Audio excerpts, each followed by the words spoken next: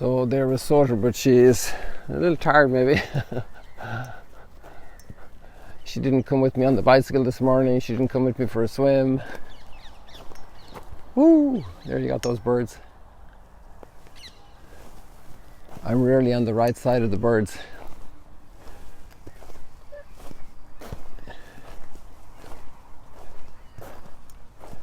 And the full moon is waning just before we wait for the sunrise, and here it is up here for you.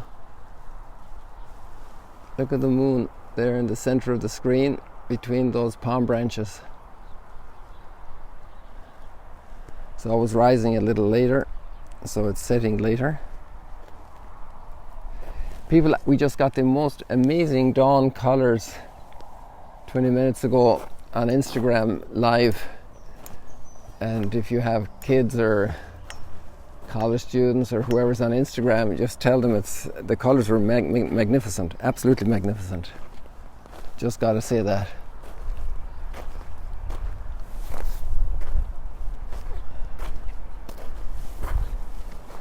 They're not bad now, but imagine the whole line of the Golan there with that type of color.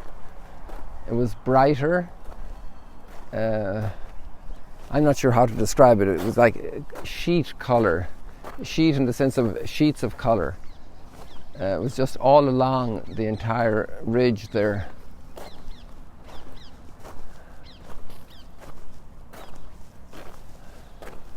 I don't know if you heard the news, people, of the extraordinary letter that Pope Francis has written, Fratelli Tutti, we are all brothers. I put a link in here. I also did on the Instagram post, but I forgot to tell the people that it was in there. But hopefully I'll remember tomorrow. So this is an extraordinary letter about solidarity, how we're all one human family on this earth, and how we can learn to live together.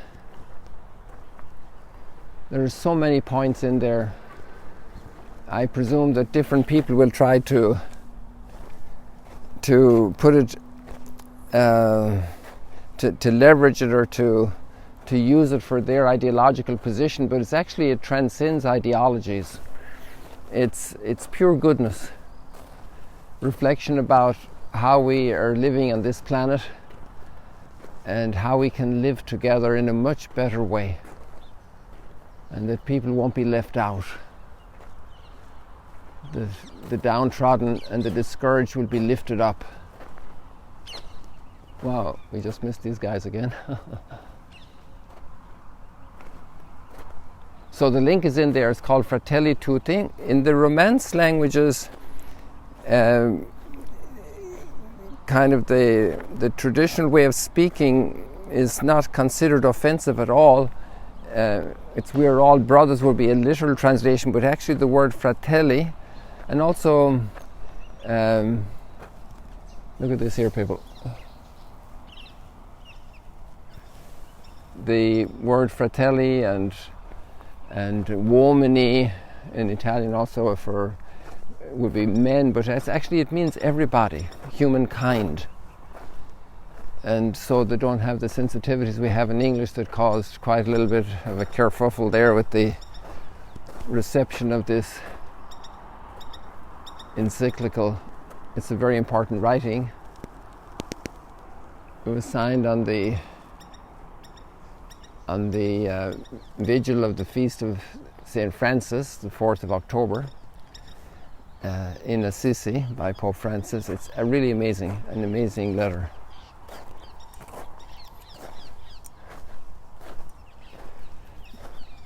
I only have read the first 21 numbers. Actually, I heard them when I was washing the dishes after breakfast yesterday morning. And you can select the text. You go into the link and then select a whole bunch of text, and then, at least on my phone, it gives me the option to listen, or it says speak, I think. And then it speaks the text for you, sometimes with a funny computer type of voice, or computer type of misinterpretations. When it quotes the scripture verses, it says minutes and seconds. But we forgive the computer for saying that, but it's really an amazing opportunity to hear extraordinary uplifting thought about mankind. We are so filled with bad news and worse news and awful news and not getting better news, and then we get a text like this that really allows the spirit to breathe again. So I encourage you very much to read that, and I don't think you have to be Catholic to read it. It's just pure scripturally based, common sense based reflection about humanity with ancient wisdom and applied to the present situation.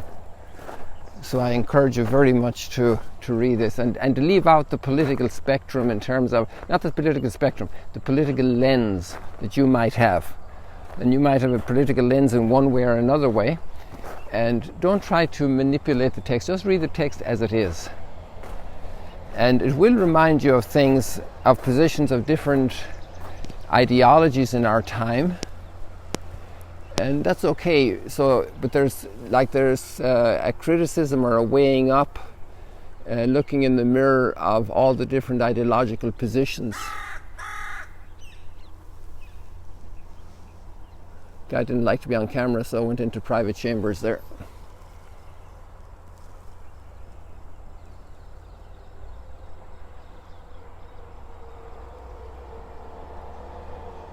I think we're close to sunrise, people.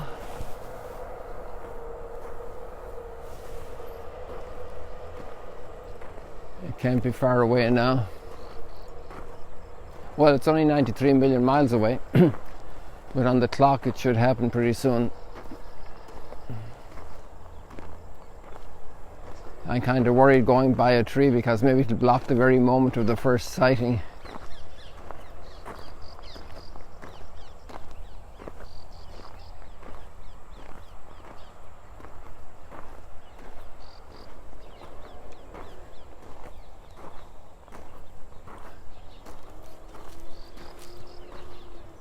Will it rise while we're behind this tree? No, it didn't. Behind this tree? No, it didn't.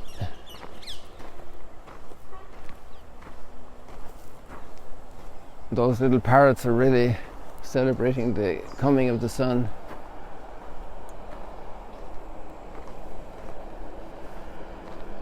It's one big fire, and it reminds me to pray for all the people suffering from fire in California.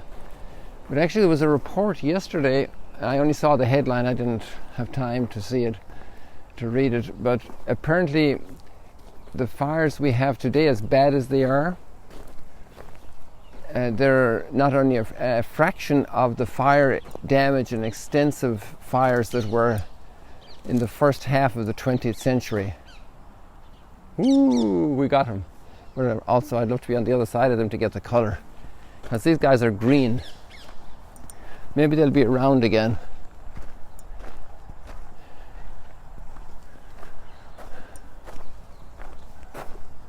Do you want to go back and see the sunrise? But it ain't there yet. We're getting pretty close. They say that if you watch eggs while they're boiling, they'll never boil.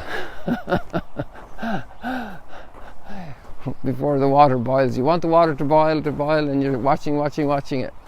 So the time seems to go so slowly because you expect it to happen at any moment.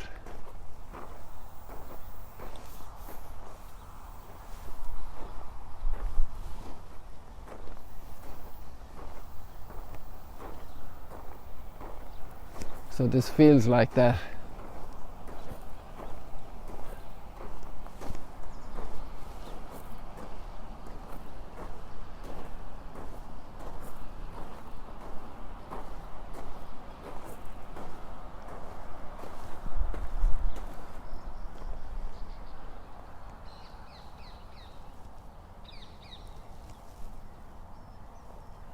Looks like there's a panel of light down the center, but it's just because of the panes of glass.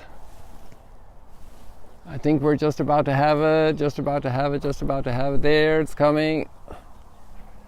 There we are, sunrise this morning, 6th of October,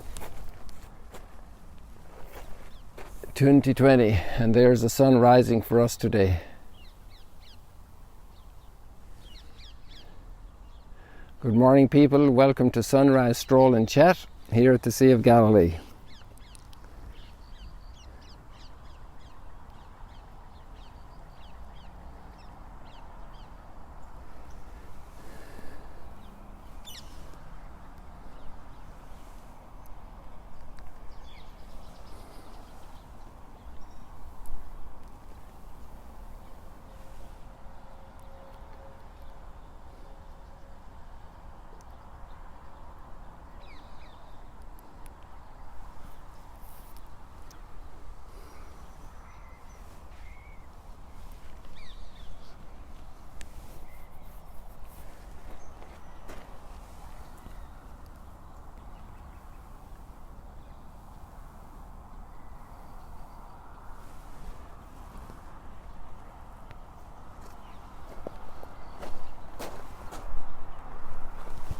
Oh, actually, before I go away there, let's just peep around to the window again here.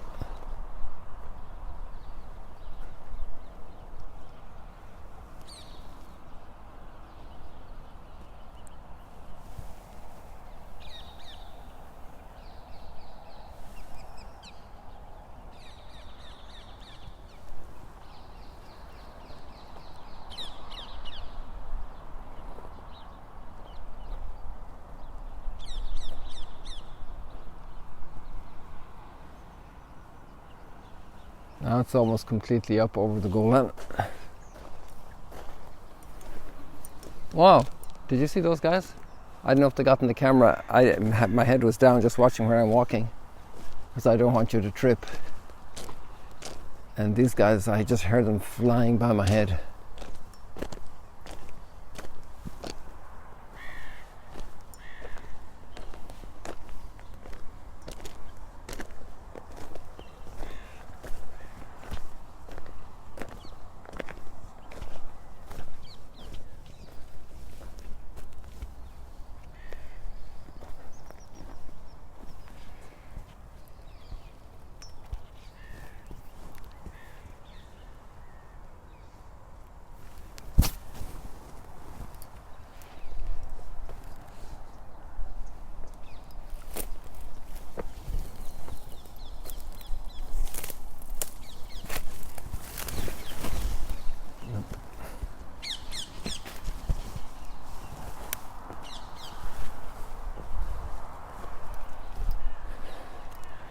I was trying a little experiment there, but it won't give me the angle I wanted.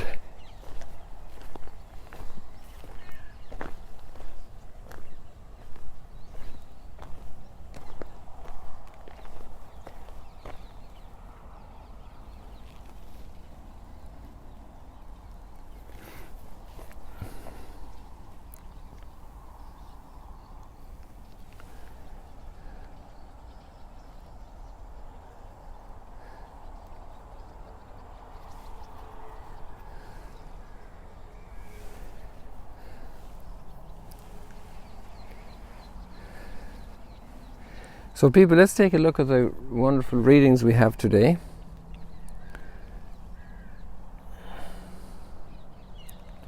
Age-old texts. And this one is almost 2,000 years old. The letter to the Galatians. And Paul is talking about his former way of life and how he persecuted the disciples beyond measure and tried to destroy the church. Many Christians through the centuries have the same impression, that there have been efforts to destroy the church. And there was a famous conversation that's been referred to on a number of different occasions, so maybe it happened more than once in different circumstances, where a major general with a huge army came and announced to the clerical leaders, "We're here to destroy the church." And there's one case, such case was actually in Poland, that's referred to a Soviet general, and the priest answered and said, "Good luck. We've been trying to do it ourselves for so many centuries with so many failings and faults of ours, and we haven't succeeded. But obviously there are people with real ill will who try to destroy the church. But on the other hand, many times it's our own omissions as disciples, our own lack of following, that is the greater threat to the church and the church's life.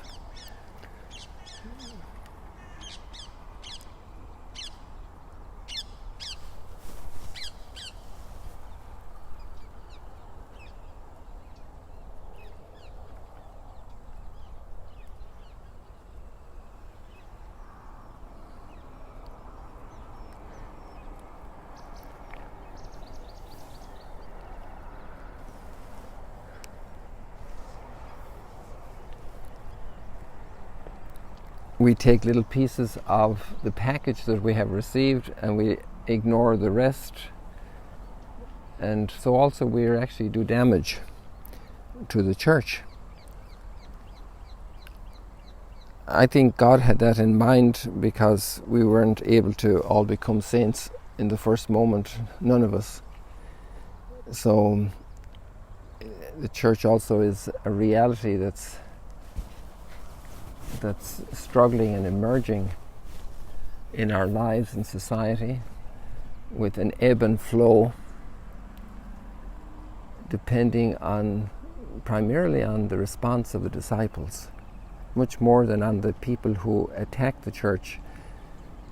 And because in the first century those disciples were so committed,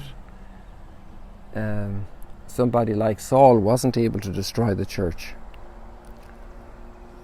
And then we have the promise of Christ saying, and the gates of hell will not prevail against it, which would be an expression of the most intense evil attacks on the church. Interesting subject. Well, anyway, Paul goes on speaking, and he says, I tried to destroy it, and I was leading in my community, in my zeal for my ancestral traditions. But when he who from my mother's womb had set me apart and called me through his grace was pleased to reveal his Son to me so that I might proclaim him to the Gentiles. And he goes on telling his story, how he went into Arabia on a type of retreat for a couple of years. And he then went back to Damascus, which is just up there, you know. Damascus is Syria. And I can actually show you a peek of Syria. I think I did recently. So Damascus is in that direction. I think you can get there in about an hour if there weren't any political issues and borders and all the rest of it. So if you look here in the center of the screen, the very center of the screen, there's a protrusion behind the Golan. It's that protrusion right there in the center. And that is actually a hill in Syria, or a little mountain. And when you get up closer to the border, you can see it very clearly. And I only realized that recently. So when Paul says he went to Damascus, it wasn't all that far from here. We're actually closer here to Damascus than we are to Jerusalem. It takes about 2 hours to get to Jerusalem from here. A little more if there's a bit of traffic.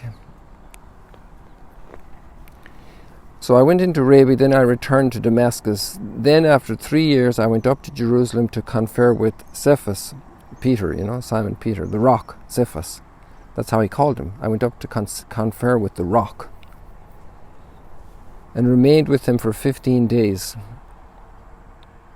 The only other apostle he saw was James. Then I went into the regions of Syria and Cilicia, and we just talked about Syria. Syria is obviously a huge area, and it was a Roman province. It sometimes was considered to include this area as well. And Cilicia would be present-day Turkey, you know. And I was unknown personally to the churches of Judea, which is around Jerusalem.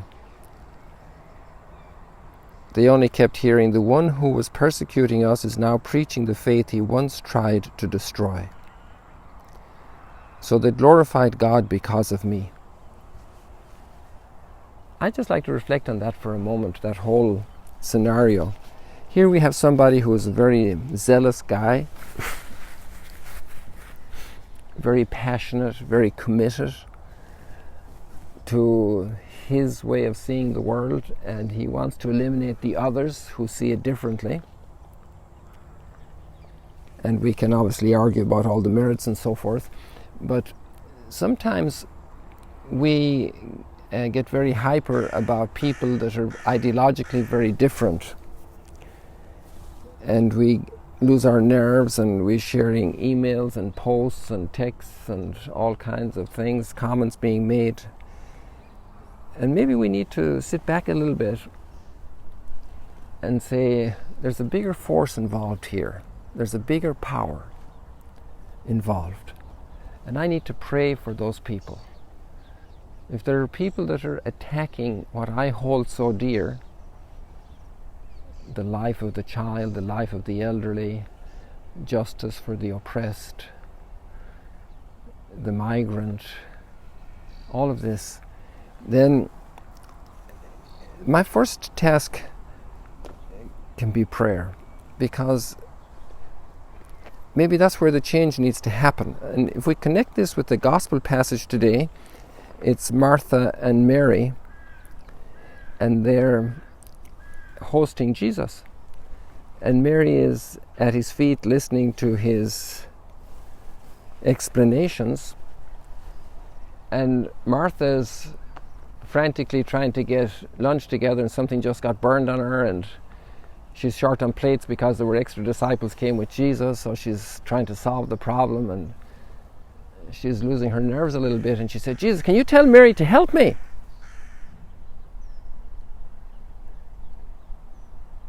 And Jesus said, Martha, Martha. He needed to get her attention, needed her to cool down, calm down, relax. Martha, Martha, calm down. You know, we only need something very simple. Mary has chosen the better part. So in the context of the hectic agenda of people who are absolutely counter to us and opposing great ideals we have, maybe we need to reduce the tension a little bit, relax a little bit, and listen and pray.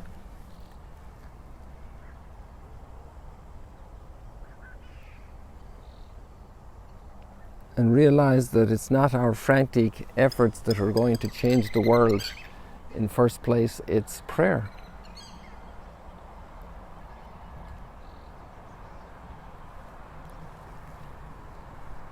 And it's interesting that this particular story is with Martha and Mary at their home, is at the end of chapter 10 of Luke.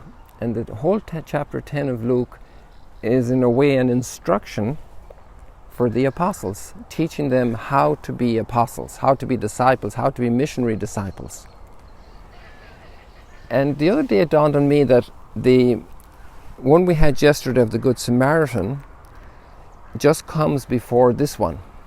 So in the Good Samaritan, we have a person who's injured, who's been beaten up, who's been abused by a very aggressive society, or a breakdown of society where robbers plundered him on the way from Jerusalem to Jericho, and then the Good Samaritan takes care of him. So we do need to be active, and we need to show a lot of compassion, and to get active where there's a fire burning, we just need to be the fire brigade right away. We need to get into action. But then the other side of the coin is that we need also to be contemplative. We need to sit down with Scripture. We need to kneel down and pray. We need to be prostrate before God and say, I can't do it on my own. We're helpless. We need your help. We implore your help.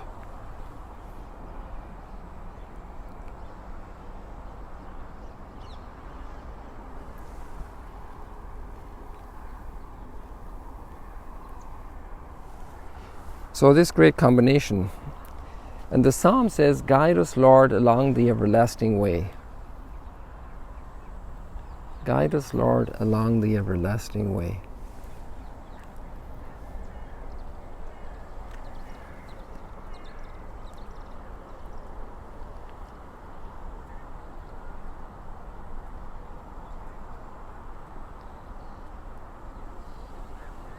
I really recommend you to start reading Fratelli Tutti, which is linked there. It's in many different languages. If you're listening and you're Spanish speaking or German speaking, you'll find those translations for you, Portuguese. You'll find all those translations waiting for you there. Just tap into them. There are maybe 10 or 12 translations already available, and there'll be more available in the future, I presume. So I encourage you to tap into those and nourish your soul. You know, how can we survive? Like, how can a child survive just eating potato crisps all day or candy all day? And our souls can't survive with all the barrage of negativity that often is out there in the type of values that are presented, the way people are mocked, the way people are tread underfoot, the way people are abused. So much negative news. And it's not that there aren't major problems that we have to consider, but the approach to healing them cannot be just stuffing our mind and our memory and our heart with all the negativity, because it brings us down. So to read something like Fratelli Tutti is going to help you to see a different way, to strengthen you in the noblest principles you have, the noblest ambitions you have for the world, the great vision that inspires your heart for the world. And I tell you that this reading will really, really encourage you. It's soaking in scripture and also in a lot of wonderful wisdom of a lot of people who have been living scripture and people of goodwill in general.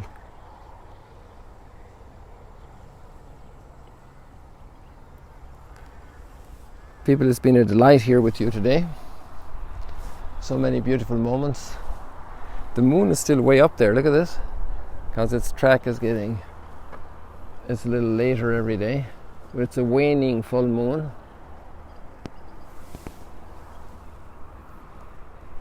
So we say goodbye to the moon.